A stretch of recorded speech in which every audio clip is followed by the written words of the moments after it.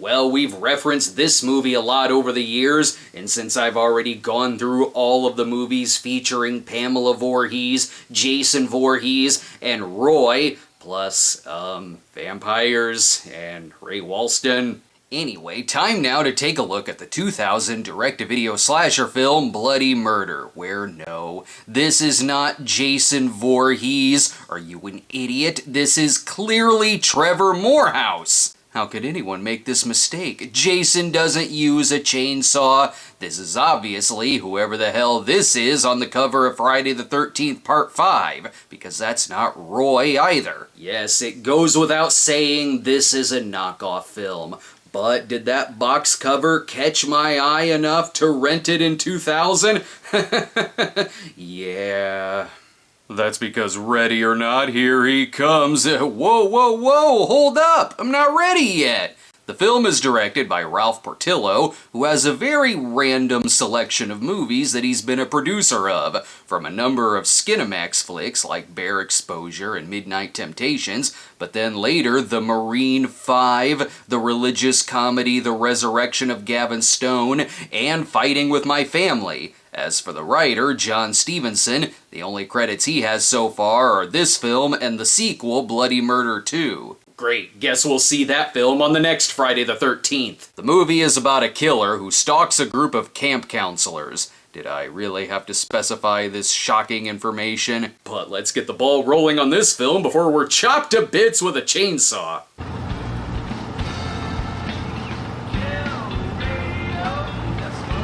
Drive faster! I don't understand it. I just filled up the gas tank 20 miles ago. It's empty now, Bill. You're a loser, Bill! I wish I had never met you! So they're in the woods and are out of gas. Why do I feel like I've already reviewed this movie dozens of times? Though this one has amazing gas-walking action. Walk faster! He'll find some help along the way. There's nothing suspicious about this. Trevor Moorehouse. Don't say that like it's a thing! The downside is he's being chased by a maniac with a chainsaw. The upside, he found a shortcut that'll get him to the gas station sooner. Sure, this is a knockoff of several different things, but maybe the kills will make it all worth it.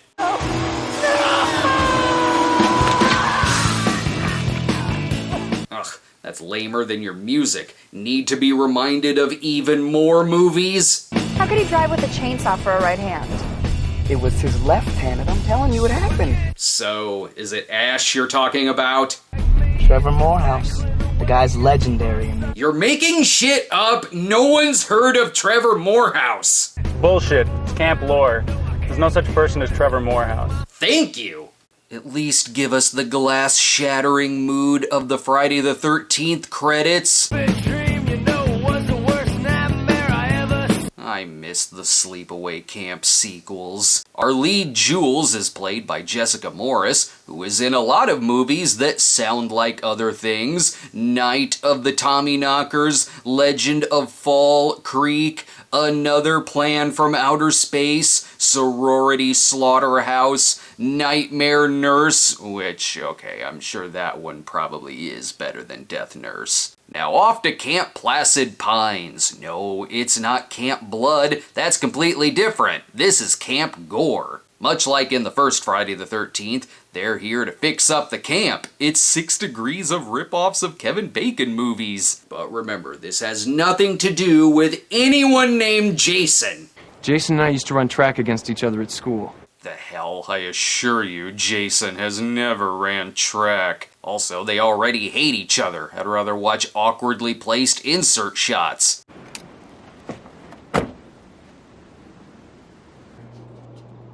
Let me tell you about the legend of Camp America, bro. Have they even seen a camp before? Wow. No shortage of knives in here.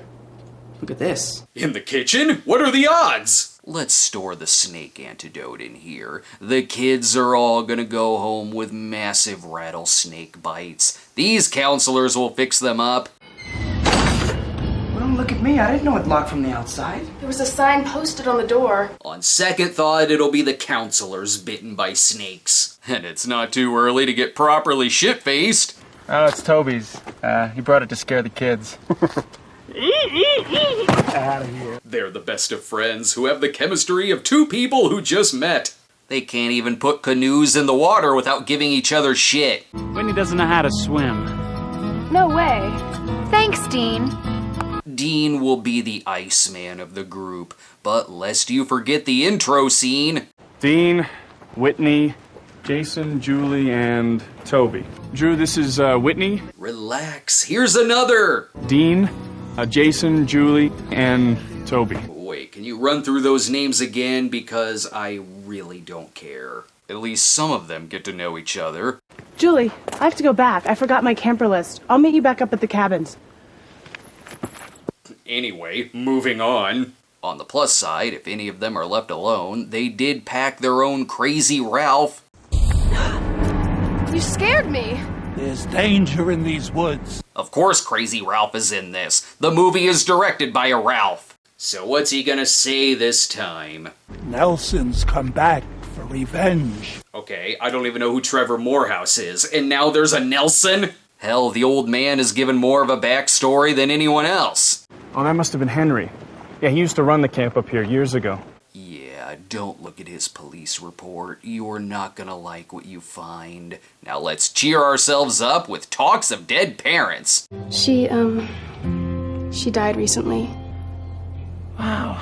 I totally care about this, can't you tell? Plus there's a Shelley of the group as well. He's there to lift everyone's spirits by pretending to be a killer. He forgot his fake head wound at home. Oh, is this the scene that's gonna give it to us straight about Trevor Moorehouse? So, anybody want to play Bloody Murder?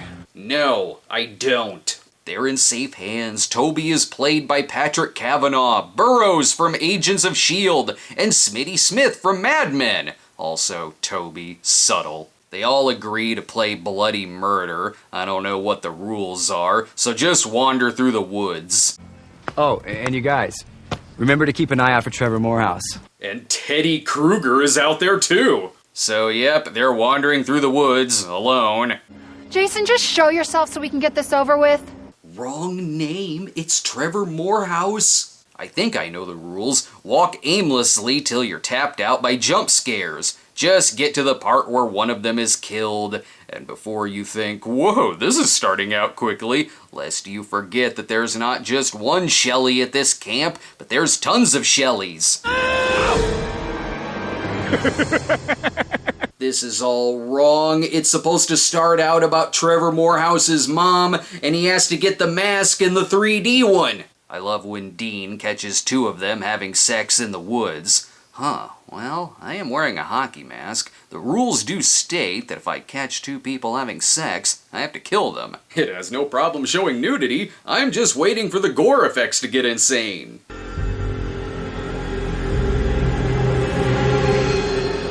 This better have an April Fool's Day type twist. And don't worry about that film. It'll keep reminding you of other movies. Hey, Whit, have you seen Jason around? No, sorry. He's in a much better film series for the last time. Sure, one of them is missing, but they have no time to waste. The kids will be there in 3 days. That gives us very little time to change the name of the town to Forest Green and to rip off Sleepaway Camp, where the asshole guy talks a girl into going in a canoe with him. And when we come back, they'll find Fredo's body. There's no need to fear the number 13 any longer, because Paramount is slashing prices on 13 scary motion picture hits. Everyone's just dying for Jason.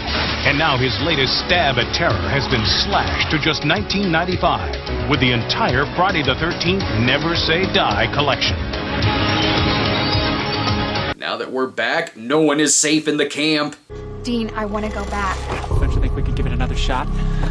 Because the more it goes on, the more it seems like Trevor Moorehouse is the most stable one in this place. This guy knocks her into the water, knowing that she can't swim. Thank God I saved you! Will you sleep with me now? As for the others...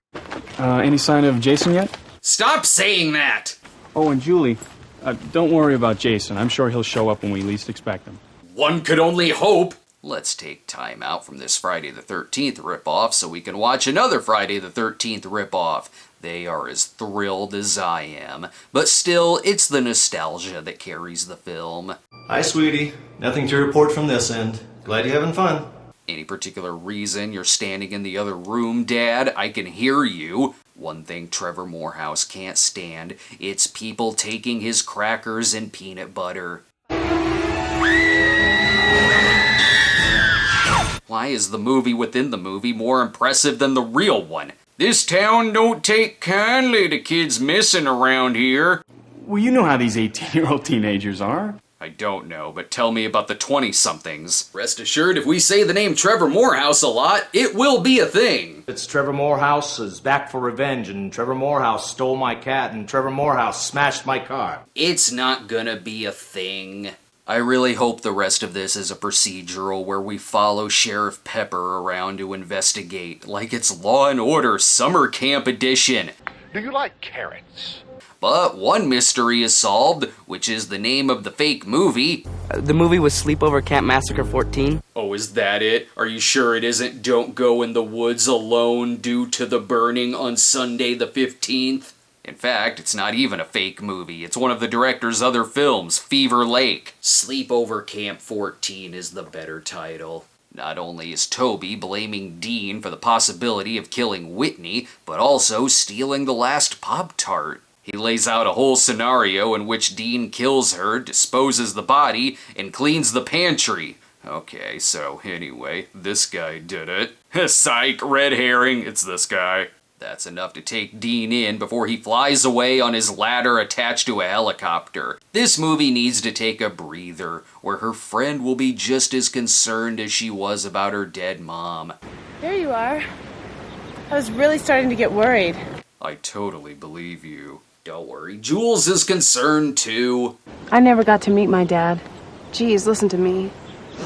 I'm sorry. They hate each other. But as he questions Dean in this high school teacher's lounge, Dean has gone from Shelley to Rod. He's crossing franchises. Good thing there isn't a crazy person lurking around to watch us in the showers. Nelson's come back to even the score.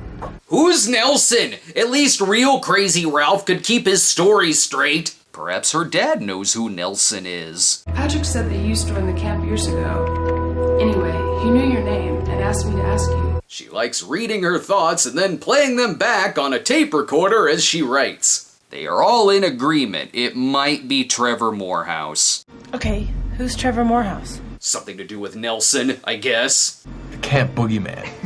Look. Well, that's all the info we need. Moving on. It won't be a camp slasher film unless there's some kind of archery death somewhere. Okay, I can't be too mad. At least it showed this one. Unlike not showing her dad. Hi, sweetie. I don't remember anyone named Nelson being at the camp when I was there. For the last time, I can still hear you. Maybe now they can stop saying the name Jason to distract me. Brad! Brad! Don't you go bringing me into this! Thank God Dean is back to throw more people in the water who can't swim, and... Don't worry, Patrick. We're gonna catch Jason. Okay, fine. Just don't say Brad again. And yes, for the record, the movie definitely knows it's being in-jokey. Of course, this is so obvious. We're at a sleepover camp. Naturally, the killer had to be Jason. Why couldn't they save these jokes for the hilarious 6th Trevor Moorehouse movie, or when he goes to space? They say the name Jason more than any other name in the movie, even Trevor, and it's all lines like these. Jason couldn't possibly do anything to hurt anyone. The one guy I pissed off this summer had to be a psychotic killer named Jason, no less. Just as funny the 200th time they do it. After they get those jokes out of the way, they're still trying to figure out who Nelson is. Damn, at this point, I'm on her side. I also want to find out who Nelson is, and why people keep hiding in the closet. Hi, Julie. I went down to the lake for a swim. Come join me. You're nowhere near the lake! Maybe this guy pissing in the bushes knows who Nelson is. This killer has it easy. Jason Voorhees has to hide a lot and sometimes teleport, whereas this guy can just walk in the middle of the field and no one sees him, although sometimes I think he still teleports. Hey, what are you doing? You're gonna need that towel when you get to the lake! Now Dean is gonna be furious she lost his towel after he fixes his tire, or he's on his way out of camp due to people accusing him of murder. For instance, I can give you a ride back to the camp if you don't mind waiting. No, it's okay. she'd rather take her chances with the killer than get in the truck with Dean, because he's got far too big of a cut on his throat now to concentrate on the road. Even crazy Henry, she trusts more than Dean, and I'm positive there's lampshades made of human skin in here. Will we get closer to finding out more about Nelson? Jason took off a few days ago, and now Whitney and Brad are missing. Uh-oh, someone's coming in to tell her to turn down the tape recorder. Yeah, could you please keep your inner thoughts to yourself? It's really weird and annoying us. So her dad was a counselor at the camp, and there was a camper named Nelson. The hell? How does Trevor Moorehouse factor into any of this? It's like I'm watching a Friday the 13th movie, and someone goes, "Let me tell you the legend of Dave." Thankfully, we can finally find out who Nelson is. 12-year-old Nelson Hammond was rushed to the hospital Saturday after nearly drowning in Lake Placid Pines. He's Jason! Or Michael, I don't know. It's in Carpenter County, obviously in the town of Cunningham. With all of these references, you're getting your Scream knockoff mixed in with my Friday the 13th knockoff. I guess the camp is still preparing to open. Despite it being front page news, there's 2 counselors missing, where even the reporters believe it's Trevor Moorehouse. Everyone's got a little bit of Trevor in them. It's not enough that someone wants to talk to Jules, they also have to be really sinister about it, and chase her from cabin to cabin. But they finally found Jason, this guy named Jason. They're gonna take him away before the movie can say any more stupid jokes. That should be the end of trouble in Camp Placid Pines for a while. I hope that means the movie's over. It's not. Stay tuned for a lot more nothing. And now it's time for Lloyd's Out of Context 911 Lone Star Clip of the Week. You really think you're just gonna waltz into Max Keller's office and have a conversation with him? Yeah, that's pretty much the idea. Watch this.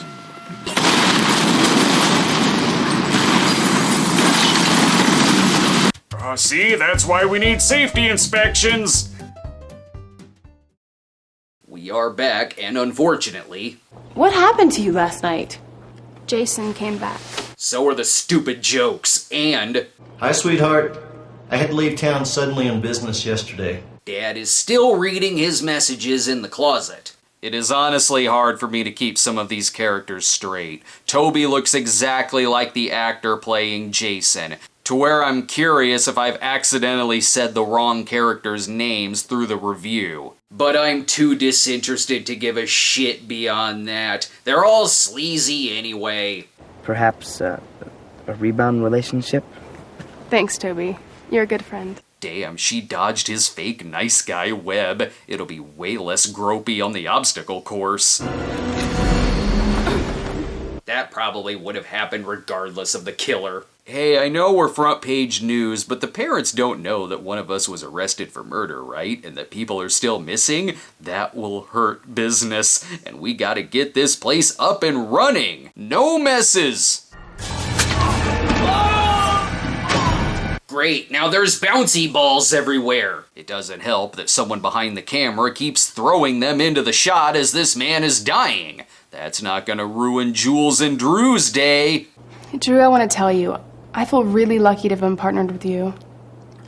I've never seen 2 people hate each other more. They keep it all on the inside because there's one thing they mutually agree on. Anyone care to join me in a test duel? Pass. Thanks. Chicks. Which is their equal parts hatred for Toby. Oh look, Dad has arrived in person. It was getting too smelly in the closet where he was reading the emails. Best pretend to show up so he can read them on camera. Here, Jules can put together the mystery at last. I seek out other people to blame for my father's death. My therapist calls it transference. Which is that her friend Drew is a red herring. If anything, this scene makes me question Jules more, because how is she flashing to scenes she's completely unaware of and wasn't present for? Jules thinks that Drew is the killer because Nelson Hammond killed her father, and now she wants revenge or something. Who's Nelson Hammond? Why are you asking me? I'm not really sure either. It's gonna get even more confusing when they bring Jason back. God damn, these two look too much alike. And I'm starting to see why this guy failed at camp counseling. Because anything will make him drown in a foot of water. Why do all of these people have issues? You looking for somebody? Oh, hi. Where's my dad?